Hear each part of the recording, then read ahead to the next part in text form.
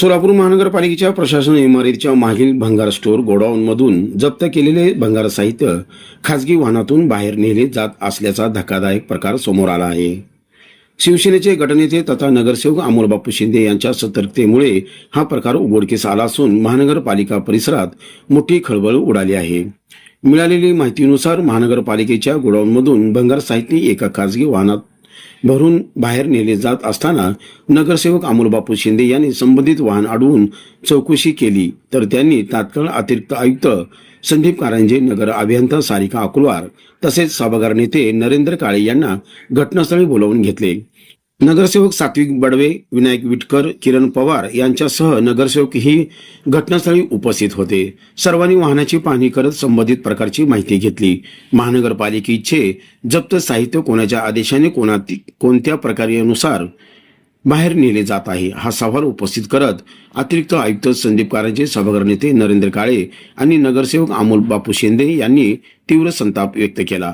दरम्यान घटनेची माहिती मिळताच सदर बाजार पोलीस ठाण्याचे पथक घटनास्थळी दाखल झाले. सभागृह नेते नरेंद्र काळे व नगरसेवक अमोलबापू शिंदे यांनी या प्रकारची सखोल चौकशी करून दोषीवर गुन्हा दाखल करावा अशी सूचना करण्यात आली. तेव्हा सांगतात की बाबा तुम्ही ह्याचं खोकं जप्त केलं, हे देताना तेच दिलं पाहिजे. इथं तसं तर झालेलं दिसत नाही. पण आज शहरभरात किती रोज कारवाया चालू आहेत तुम्ही बघता. रोज आपण कोणी जात नाही, नगरसेवक जात नाही, तुम्ही जात नाही, आम्ही पण अडवत नाही का तर शहर स्वच्छ व्हायला. पण शहर स्वच्छ व्हायच्या नावाखाली साहेब जर कुणाचे खिशे भरले जात असतील तर हे कदापि सहन करणारी गोष्ट नाही.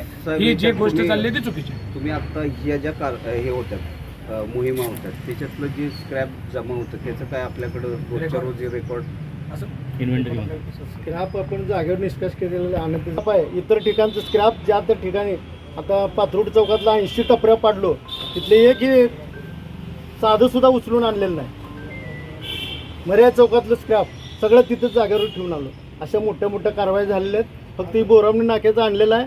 ते बोरावणी नाक्याचं चाललं असतं तर सकाळची पहिली गाडी गेलेली ती कुठे गेली आहे त्याची माझ्याकडे शूटिंग आहे काय का. बोला बोरावणी नाक्याची गेली असेल तर बोरावणी नाक्याला गाडी जायला पाहिजे.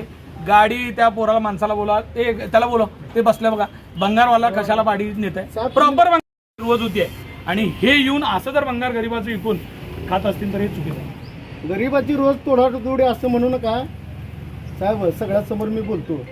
बघा तुम्हाला कायदेशीर कारवाई करायची आहे ते करा. साहेबांसमोरच बोलालो मी. नाही कायदेशीर कारवाई व्हायची कारण गरीबाची तोडातोड, गरीबाने अतिक्रम केलं मग त्याची तोडू नका. नाही आरोप नाही. गरीबाची तोडातोडी करून कुणाचे खिसे गरम होतील त्यांनी सापडेल ना. आम्ही त्यांच्यावरच एफआयआर करा. आम्ही कशाला तुम्ही टेन्शन घ्यालो. जबाबदारी दिली खिसे गरम करायला हे नाही. तुम्ही टेन्शन घेऊ नका. टेन्शन घेत नाही. हा मग तुम्ही कशाला टेन्शन घ्यालो. माझं म्हणणं तुम्हाला कळीना. आम्ही जे चोर आहे त्याला पकडून घालता का नाही जेलमध्ये तेवढंच सांगा तुम्ही.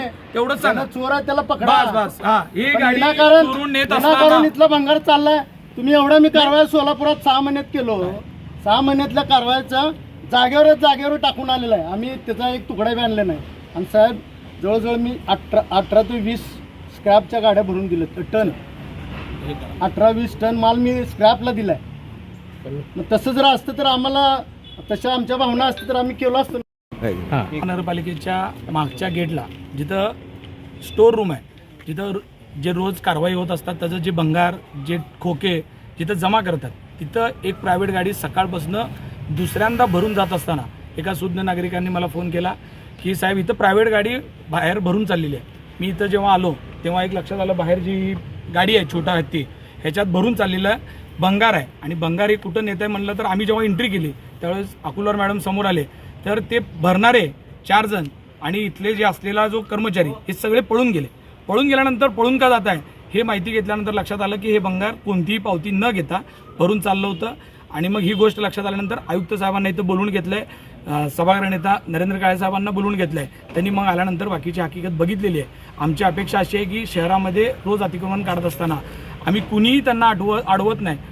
कारवाई शहर स्वच्छ होत असेल तर ते चांगल्या पद्धतीने केलं पाहिजे. आमचा कोणताही नगरसेवक जात नाही, पदाधिकारी जात नाहीत. त्यांना कारवाई करण्याची मुभा असताना अशा पद्धतीनं गोरगरिबाचं मटेरियल जर चोरून नेत असतील तर ही खूप शर्मेची गोष्ट आहे. आणि ज्यांनी कुणी केलेलं असेल त्या संबंधितांवर एफआयआर झाली पाहिजे, त्यांच्यावर कारवाई झाली पाहिजे असं आमचं मत आहे. महापालिकेच्या स्टोर रूममधनं गाड्या लावून जर अशा पद्धतीने स्क्रॅप चोरीला जात असेल तर ही गंभीर बाब आहे आणि निश्चितपणाने आम्ही प्रशासनाला त्या संदर्भातले आदेश दिले की याच्यात कुणाचीही गय केली जाऊ नये, सगळ्यांवर गुन्हे दाखल करण्यात यावे. CCTV कॅमेरे आहे का इकडे लावलेले? इथं CCTV कॅमेरे आहेत. या संदर्भातले CCTV कॅमेरे त्याच्यातले पण सगळे फुटेज घ्यायला सांगितलेत आणि मान्य सिटी इंजिनियर स्वतः येत असताना हे सगळेजण पळून गेलेले आहेत. त्यासुद्धा त्यांनी स्वतःही सगळे बघितलेले आहेत. त्याच्यामुळं आमच्या अधिकाऱ्यांनी असेल, आमच्या नगरसेवकांनी या सगळ्या गोष्टीच्या संदर्भात